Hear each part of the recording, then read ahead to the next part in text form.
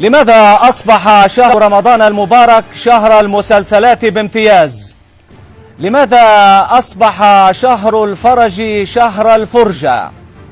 لماذا أصبح شهر الفتوحات شهر فتح التلفزيون؟ ألا تنافس المسلسلات المساجد؟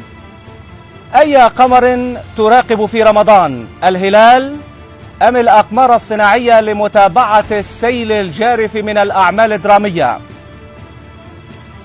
ألا يعج رمضان بأكثر من 70 مسلسلا عربيا؟ لماذا تنفق أموال الشعب على الممثلين والراقصات؟ يتساءل أحدهم.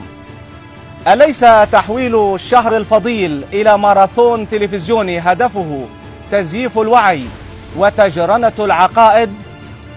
كيف يختلف رمضان عن الأوكازيونات التجارية التي تمتاز بها المناسبات الدينية في الغرب؟ هل تركز المسلسلات الرمضانية على القضايا الجوهرية أم إنها أسيرة أجندات الممولين التجارية؟ لكن في المقابل لماذا نلوم الفضائيات ولا نلوم المشاهدين العرب الذين استمرأوا تحويل الشهر الفضيل إلى شهر للمتعة والفرجة؟ أليست المسألة عرضا وطلبا؟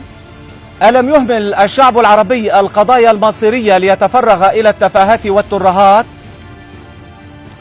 ألا نعاني من نقص حاد في الإنتاج التلفزيوني؟ فما العيب في سد النقص بالإنتاج الدرامي العربي بدلا من مشاهدة الأعمال الأجنبية؟ ألا نعيش في عصر الفضائيات؟